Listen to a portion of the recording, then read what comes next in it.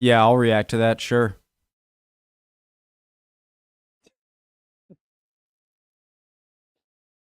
I tried to be funny, I'm sorry.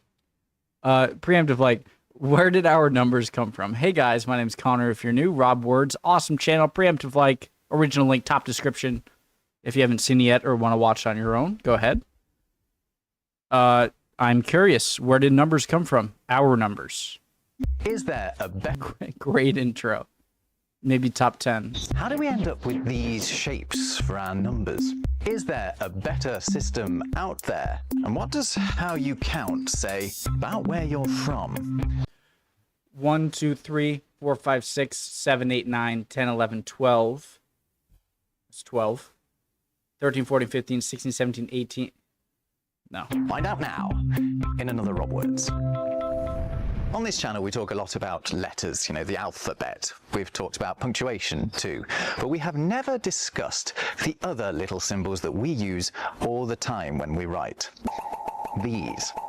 So let's do that because they have a fascinating and surprising history that is very different to that of our alphabet, completely different, in fact. Like languages, numbers are a part of our cultural identity. Just do me a favor, right? Count to 10 on your hands. If you're in a place where that's going to make you look like a weirdo, just imagine yourself doing it. Go on, count to 10. Okay, realistically, I'd do 1, 2, 3, 4, 5, 6, 7, 8, 9, 10.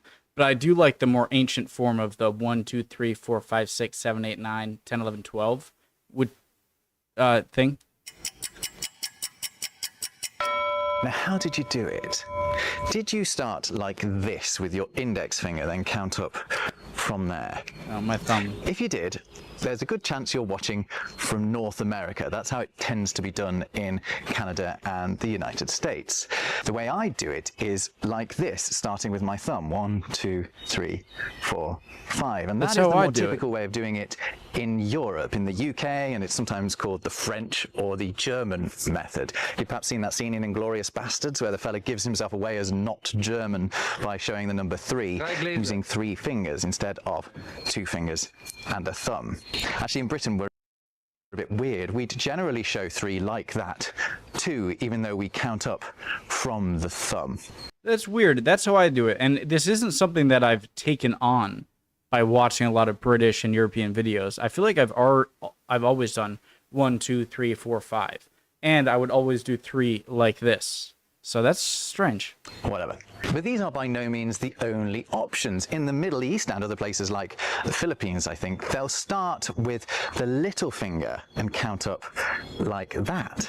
In Japan, the whole thing seems to me to be completely backwards. That is 0, and you bring down fingers to count up to 5. And I think you open your hand up again to count the rest of the way to 10. A system I think is really cool is used in part of India, where you count up to 5 on your left hand, 1, 2, 3, 4, 5, and then keep track of how many times you've done it on the right. So that's 1, 1, 2, 3, 4, 5, 2, 1, 2, 3, 4, 5. 3. You see, I've counted up to 15 there, so I've counted beyond 10. And in China, they count to 5 like Americans, 1, 2, 3, 4, 5. But for each of the numbers 6 to 10, they have a specific gesture using the same hand. Hold on, I've been practicing these. So you've got 6, which is the phone, 7, which is the pinch, 8 is the gun, 9 is the hook, and 10 is the cross. They're supposed to, I think, kind of resemble the Chinese symbols for those numbers. If you've got a different way of doing it where you are, do let me know in the comments because I'd be fascinated to know. But you might be wondering why I'm going on about this. Well, it is to make the point that the way we handle numbers does depend on our culture. Not to say he's ever going to watch this, but I do love the 1, 2, 3, 4, 5, 6, like counting the different sections of your finger. You know how you have 3. So 1, 2, 3, 4, 5, 6, 7, 8, 9, 10, 11, 12. And then you do the keep count. So that's 1, 12, 13, 14, 15. I like that way. As it is for counting on our hands, so it is for writing numbers down. Now, do you know that I've got a free newsletter? Every week I send out a dose of word facts and language fun that I've researched and written myself. And every week I make it using Opera Browser. It has so many useful functions. Password if you want, up to you. I'm going to watch through. If you watch through with me and you're interested, guys, please make sure to use his promo codes and links. Original link, top of the description. Like tab islands, which allow me to keep all my regular newsletter tabs grouped together and then collapse them all when I'm not using them and doing something else. Plus, these handy tab tracers let me see which sites I've recently used. The darker the line, the more recently I looked at it. It also has a brilliant split screen feature, which means I can easily have my source material open on one side of the window and be typing away on the other. I simply drag a tab down and that's it. No need for multiple browser windows. Another thing I love about Opera Browser is the embedded floating music player, which means I can listen to my own, admittedly terrible, music while I'm working and without interrupting browsing. I can even use it outside of the browser window. And they've just added some cool themes so you can make the browser suit your mood.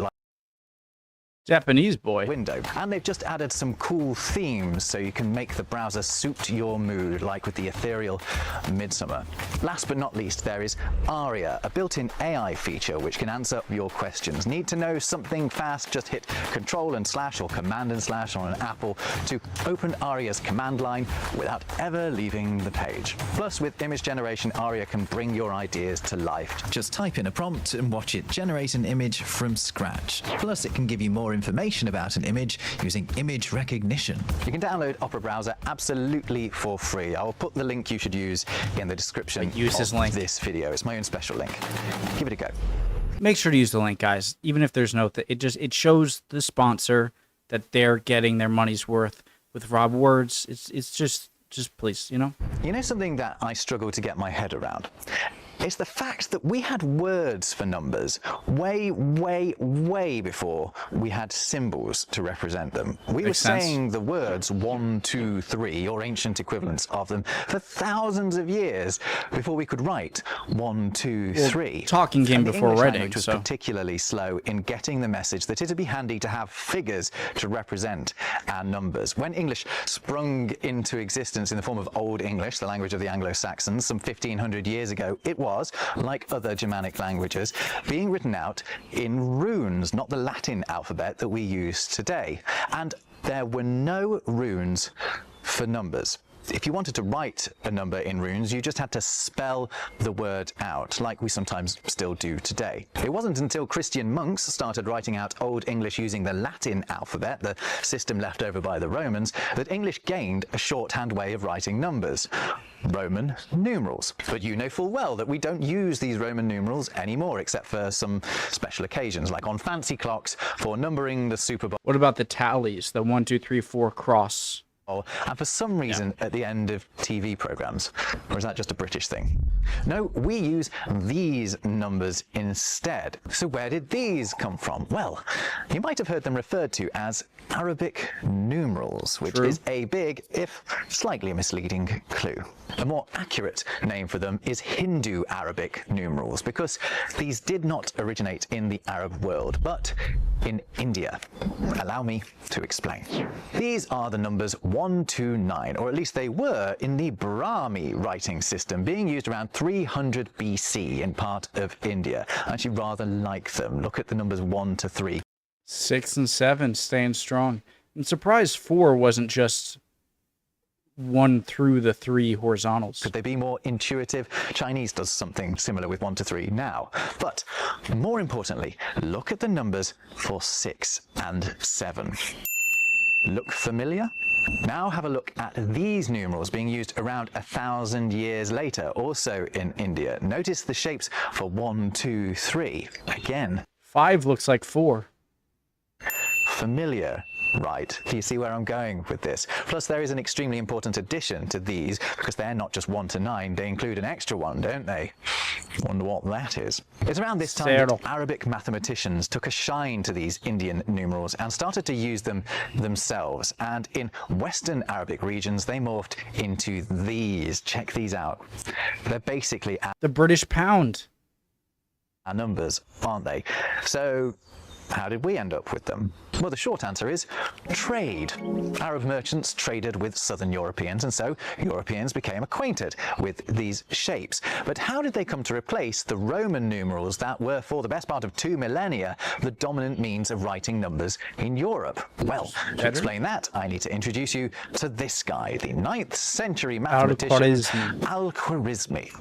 Though he was actually Persian, Al-Khwarizmi did his best work in the Arab world. In Baghdad, to be precise, and his influence on modern mathematics can't be overstated. For example, he pioneered a mathematical discipline that he called restoration, or in Arabic, al-jabr, a term that we still use today, algebra. What's more, the Latin rendering of his name became our word, algorithm, originally used to describe doing arithmetic with numbers rather than an abacus. But his biggest contribution, at least for the sake of this video, is spreading awareness among European mathematicians that these numbers were vastly superior to the Roman system that they were currently using. This isn't an active thing that Al-Khwarizmi did. It actually happened a few hundred years after his death, when Europeans started to pay closer attention to his works that revealed the virtues of the Arabs' system, a so-called place value system, where any number you could think of could be expressed using the same set of 10 digits, arranged by order of factors of 10 from left to right. If you wanted to express 1,346, you could write 1 in the thousands position, 3 in the hundreds position, 4 in the tens position, and 6 in the units position. Lovely, efficient. And what's more, this system had a handy placeholder for when there was no value in one of the positions. 0. Want to write 2021? Well, use the numeral cipher to show that there aren't any hundreds. That word cipher in European mouths morphed into 0, and also the word cipher. These Hindu Arabic numerals were clearly miles better than Roman numerals. For starters, the Romans didn't have a 0, the losers. Plus, look at how messy a number like 3,884 is. Well, to be fair, I'm not saying that this is more efficient or better. First of all, I don't have the qualifications to say it is, but to people that are more trained to the Arabic numerals, of course this is going to be. But like if you're Roman, it's like, oh, 3M's 3,000. The D before the C, that's, what is a D? Is that 50? So that's 3,000. Hey, this is good that I don't remember what number he said this represents. So maybe I can see if I can get it right. So 3,000. D, I think, is 50. 50. 100, 250. 3,250. Or is L 50? Is MMMDCCCLXXXIV, compared with the lovely, snappy Arabic version. In the Arabic system, generally, the longer the number, the bigger. Definitely not the case with the Romans. There are many other technical reasons why Hindu Arabic numerals are an improvement on the Roman ones, but they are more than my tiny non-mathematical brain can make sense of. The point is, the improvement was significant enough that they replaced Roman numerals across Europe, and we're still using them today.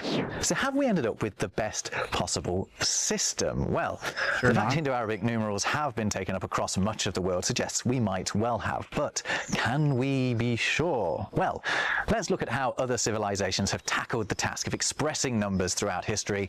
This is the thing I love about language, okay, is that it's not about so much of language. Well, history, I guess, in general, of language isn't about efficiency. It's about what catches on, you know, and I don't think that's always the most efficient thing that catches on. And so, no, the most perfect way that we could represent numbers, I'm sure, is not discovered yet. Definitely not. See if our system might have missed something. Let's start way back with the ancient Egyptians. We know that they had these funky pictures, hieroglyphics, to write out words. But what about numbers? Because the Egyptians were no fools when it came to mathematics. You can't build a successful pyramid without doing some sums first. No, actually, no, those were aliens, actually. I learned on History Channel. Aliens built these. It's a known fact. It came to mathematics. You can't build a successful pyramid without doing some sums first. Well, the ancient Egyptians had glyphs for numbers. Finger, sunflower, prey, bird. Too, and you would just repeat them to increase the size of the number. 1 to 9 were just lines. Then when you got to 10, you'd use a new glyph.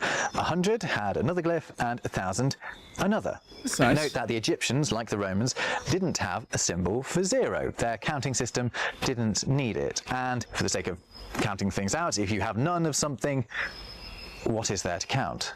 If you think about it, we actually don't have a hand gesture for 0, do we? I mean, I suppose you could do that, but I don't think I've ever actually done that. Also note that to the ancient Egyptians, 10 was particularly important. You get to 10 of something and the pattern resets, and the glyphs are all factors of 10. This is base 10 counting, which is what we do. The best theory for why we and the Egyptians and others use base 10 counting is that we are used to counting on our fingers and thumbs, of which we have 10. That's why base 10 exists. Other What about cultures base 12? have base 20 counting, which Dang it. also makes sense if you factor in counting on your toes. But the reason for the next civilization we're going to look at system is an even greater mystery. Is this the 12? Let's have a look at the Babylonians. The Babylonians used a style of writing called cuneiform. They didn't write Sumerians? by applying a dye to a flat surface like the Egyptians and their papyrus, but by stamp. pressing their characters into soft clay using something like a trimmed reed as a stylus. This meant that the shapes you could make were really limited, meaning all cuneiform writing looks sort of like that. And these are the Babylonians' cuneiform numbers. These are the numbers 1 to 60, and they're pretty straightforward really. The lines that look like they're pointing down represent single digits, and the ones that look like they're pointing to the left represent the tens. Easy. And it is easy, unless you want to count any higher than that. You see, Babylonian counting was not base 10. It wasn't even base 20. It was base 60. And that makes counting above 60, to our eyes at least, really complicated. Well, couldn't you just use the term for 2, and then the term for 3, and then the term for 4, and so on? And so if you reach 60, then you put a 1 next to the 60, and then you keep counting it in your normal way? It wasn't even base 20. It was base 60. And that makes counting above 60, to our eyes at least, really complicated. So for our system, another way you can write out the number, say 1,234, is 1 times 1,000 plus 2 times 100 plus 3 times 10 plus 4 times 1. This can also be expressed like this, with the power of 10 decreasing as you work your way along the number. Now imagine that instead of each of these being 10 to the power of something, they're actually 60 to the power of something, because that is how Babylonian numbers worked. And I think the 60 came from this method, because 1, 2, 3, 4, 5, 6, 7, 8, 9, 10, 11, 12, 1, and then you do that 5 times, it's 60. The Babylonian system, you could write out their equivalents of the digits 1, 2, 3, 4 like that, but it would not equal 1,234. Because each place expresses a power of 60, not 10, that number would actually equal 1 times 60 to the power of 3. 60 times 60 is 3,600 times 60 is... plus 2 times 60 to the power of 2, plus 3 times 60 to the power of 1, plus 4 times 60 to the power of 0, or 223,384. Yikes. Confused? That's fine, because that's sort of my point. It is confusing to us because we're used to base 10. But I'm sure that numbers evolved more efficiently when you had to count bigger things. When you have a society that is broader and you need record keeping of large amount of things, whether it be soldiers or spears or bushels of grain or chicken eggs when you get a large society, you're going to need bigger numbers. So To the Babylonians, whom, for goodness knows what reason, chose base 60. Nobody has 60 fingers and toes. no, To them, it made perfect I said sense. it. I said it. This is 60. The 1, 2, 3, 5 times. Babylonians are another civilization that managed without a zero. But let's take a look at a people who were ahead of their time when it came to notating nothingness. Let's cross to the Americas and meet the Maya. This is the Maya counting system, and it is amazing. The Maya found a way to be able to write every number they could ever need using a total of just 3 symbols: a dot, a line, and this one that often gets described as a shell. The dots were units. You'd use them to count up to 4, and then when you hit 5, convert them to a line. You could have up to 3 lines and 4 dots, taking you up to 19 and making this a base 20 system. And as for the shell, that Zero? was the Mayan 0. The Maya had a place value system like ours, but it worked vertically rather than horizontally. So the taller a number was, the bigger it was. And also like our system, their 0 figure, the shell, could be used as a placeholder value. For example, here's how the Maya wrote 101. In the 20s row, because remember this is base 20 rather than base 10, the line represents 5. 5 times 20 is 100. Then in the row below, we put the 1. But what if we'd wanted to just write 100? Well, instead of that 1 in the bottom row, we'd put the Mayan shell to say that there's nothing there. Nada. But why even include it? 0. And that is groundbreaking. Now, all the systems we looked at so far have something in common. They are written systems of representing numbers. But for It sounds like you're saying, okay, what would you like? I'd like a slice of cheese, I'd like a loaf of bread, and I would like no eggs. It's like, well, why even mention the no eggs? some highly successful civilizations, that was never an option because they had no written language. Civilizations like Inca? The Inca. The Inca, of course, ropes, had the language. knots. They had spoken language, but they did not write anything down. Hence, they did not have a written numerical system. They had a knotted Instead, one. They had something else. This, the quipu. When the Inca wanted to express a number in a form other than just saying it out loud, they would say it with string by tying the number into a chord, a bit like this, I guess.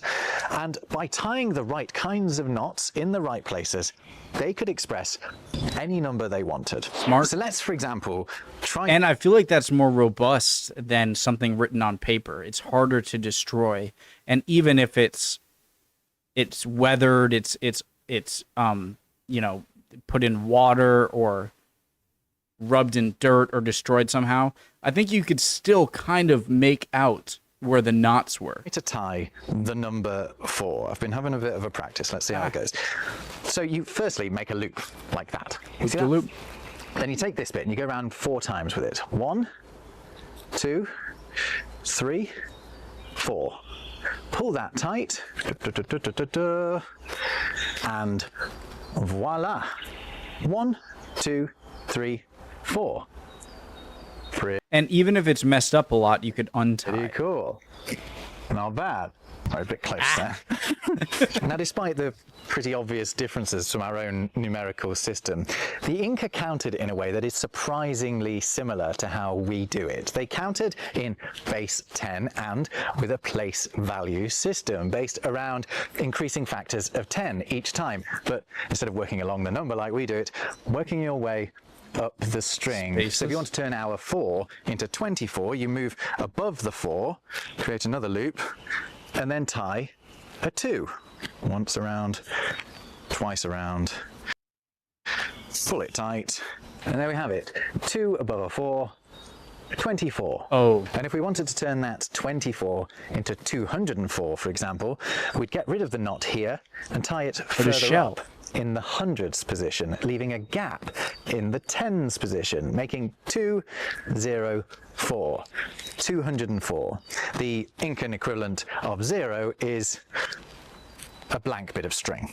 To further demonstrate that, have a look at one that I prepared earlier. Let's see if we can work out what this is. I actually put bigger gaps this time because I'm not All very right, good at I got this.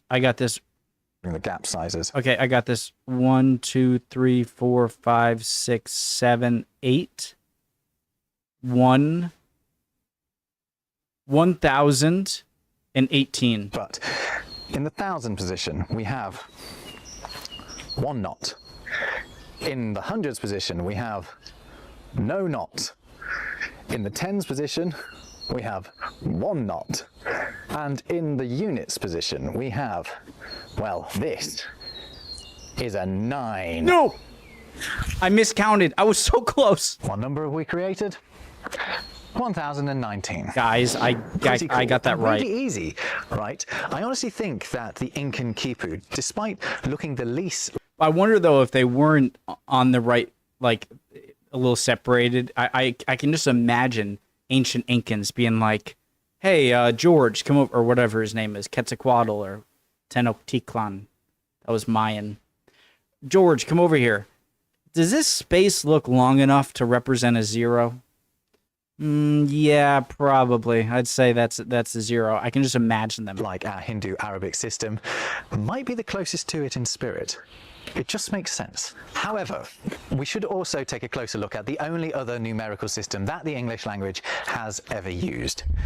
Roman numerals. How do they compare with all these others? Well, in my view, not terribly well. I mean, they're probably they're the worst. A bit baffling. After all, they're just Roman letters that have been repurposed and with no obvious logic. I obviously get the use of I for 1 and for 2 and for 3, like tally marks. I think maybe the Roman numerals are probably the least intuitive. So it might not be fair to say they're the worst. Or maybe that does. And it seems like the C must be short for centum, the Latin for 100, and M must be short for mille, the Latin for 1,000. But then what are the V, D, and L short for? Nobody knows. Maybe they're short for nothing.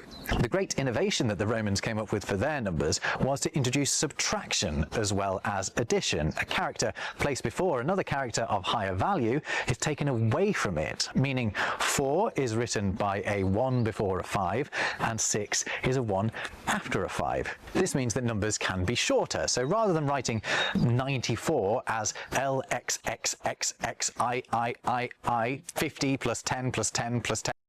Would you do IV, IVC? 10 plus 10 plus 1 plus 1 plus 1 plus 1, you can write it simply as XCIV, 10 before 100 plus 1 before 5. Oh, jeez. But neither, of course, is as good as just writing a 9 and a 4. So I, for one, am relieved that Arab traders delivered us their system of writing numbers, the system that they in turn borrowed from India. So what do you reckon? Do you prefer any of the other systems I've mentioned? What about other modern systems? Are there any that you think are superior to the one that we're using? I mean, in a non-digital age or non-instant communication age, I like the knots. Let me know in the comments. We didn't have time to get into the weird ways in which different cultures say numbers. That is for another wordy, nerdy video. Thanks for watching this one. Thanks to Opera Browser for sponsoring it, and I'll see you in whatever you choose to watch next. Take care. I like to think I have a pretty good meter of, like, I think he just seems, I've never met him, never talked to him. He just seems like a great guy. And I love how interested he is in certain subjects. But now I forget what I was going to say. Different cultures say in the comments. Are there any that you think are superior to the one that we're using? Let me know in the comments. We didn't have time to get into the weird... Oh, yeah, I remember. I'm surprised he didn't bring up the finger sections, right? So I have 1, 2, 3, 4, 5, 6... 7, 8, 9. I'm looking like through it, and my fingernails are long. I have to cut them. I'm sorry. 4, 8, 3, 6, 12, 1. Anyways, love you all. Hope you guys are doing well. Would appreciate any comments down below, and hopefully I'll see you guys next time. We'll keep on learning. Bye.